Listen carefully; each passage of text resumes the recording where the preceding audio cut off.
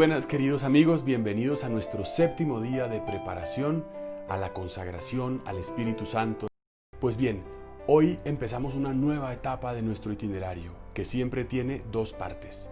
En la primera parte emprendemos el recorrido junto a una beata de la Iglesia, la beata Concepción Cabrera de Hermida, la beata Conchita. Con ella exploraremos de alguna manera, yo glosaré algunos textos de un libro suyo sobre el Espíritu Santo.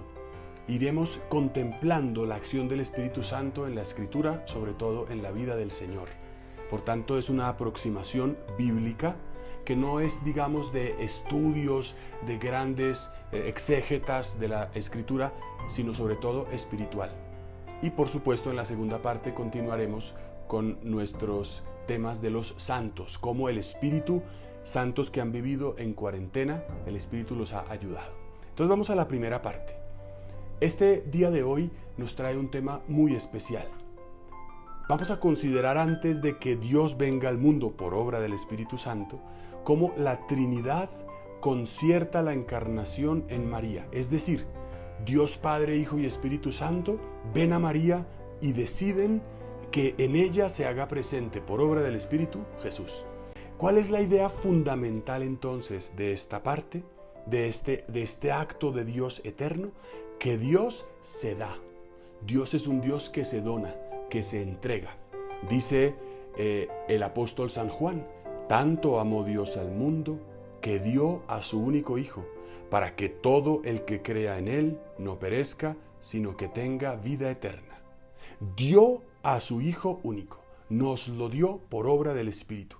La característica de Dios, por tanto, es donarse. Cuando recibimos el Espíritu tenemos la capacidad de darnos. Ese es un rasgo fundamental de esta consideración de hoy.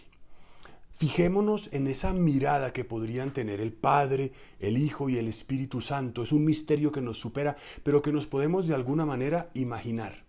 Cómo el Padre ama al Hijo eterno, le da todo lo que Él es. El Hijo lo recibe y se lo devuelve, y en ese amor del Padre y el Hijo se expira más bien el Espíritu Santo. Se comunican la vida y el amor. Y en ese sentido, entonces, consideremos que todo lo que Dios hace por nosotros es dársenos, entregársenos. La característica de Dios es esta. Hoy podemos pensar, y me parece muy importante, es una idea muy sencilla, pero muy profunda, que Dios quiere que nosotros también nos donemos a los demás. ¿Hay algo en tu vida en lo que no te estás dando? Me estoy guardando mi tiempo, mis fuerzas, mi amor.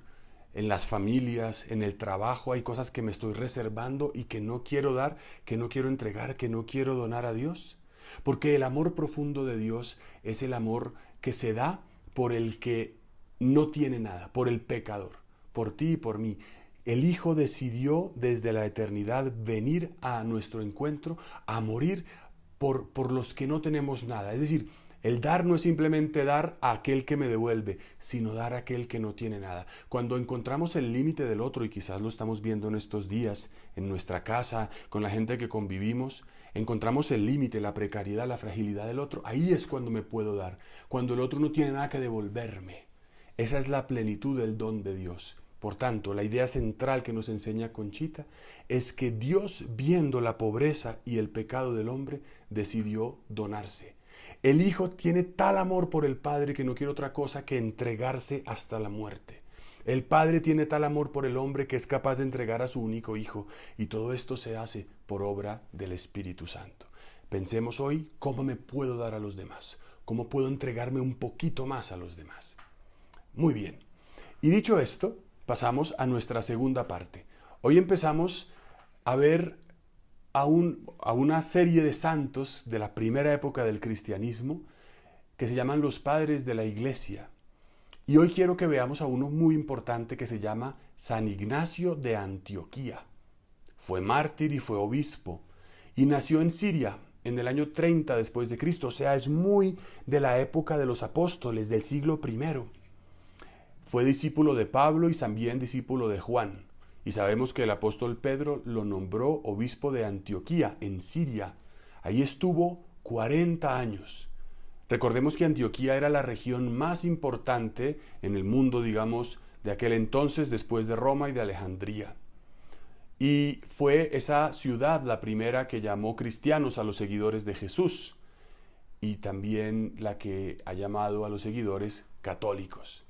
Pues bien, este santo en su ancianidad vivió una cuarentena, como la que tú y yo estamos viviendo, porque se trata de que veamos cómo los santos se identifican con nosotros en este itinerario. A los 70 años de edad fue detenido y juzgado por el emperador Trajano, que lo mandó a encadenar y a transportar desde Antioquía de Siria hasta Roma para ser martirizado. Fue llevado en barco preso y ese fue un viaje penosísimo, larguísimo. Y en ese itinerario escribió 7 cartas a las iglesias de Asia Menor, importantísimas. Esas cartas describe cómo los soldados eran feroces con él como leopardos, con un anciano lo maltrataban. Eran como fieras salvajes y cuanto más él se hacía amable y manso con ellos, más lo atormentaban. Sabemos que el barco en que iba San Ignacio se detuvo en muchos puertos y en cada una de esas ciudades salía el obispo respectivo y los fieles a saludar al santo y a escucharle muchas enseñanzas. Y San Ignacio les decía a esas comunidades: por favor, no le vayan a pedir a Dios que las fieras no me hagan nada. Esto no sería un bien para mí, sino un mal. Yo quiero ser devorado, quiero ser molido como trigo por los dientes de las fieras para así demostrarle a Cristo Jesús el gran amor que tengo. Por tanto, la vida de San Ignacio es ejemplo de temple y de valentía. Siendo un anciano, él quería ser triturado como el trigo que se hace harina para hacer pan. Él quería que su vida fuera una Eucaristía, triturado por las fieras, como en efecto sucedió. No tenía como norma de conducta como lo más fácil o lo que a todo el mundo le pareciera más popular, sino quería hacer la voluntad de Dios. Total confianza y total amor en Cristo. San Ignacio se dona, se entrega completamente siendo un anciano, como nos enseña Conchita en la primera parte. El corazón de Ignacio significa esto: fuego ardiente de amor por Cristo. ¿Qué nos enseña San Ignacio de Antioquía? Que quiere mostrar su amor a Cristo. Él no está pensando en la gente, en llamar la atención, en ser popular, a Cristo. Él quiere ser total donación y esta donación solo puede ser obra del Espíritu Santo. Alguien que se acostumbró a decirle que sí, le pudo decir el total sí en el momento de la muerte. El sí definitivo no se improvisa. Y también él aprovechó su cuarentena.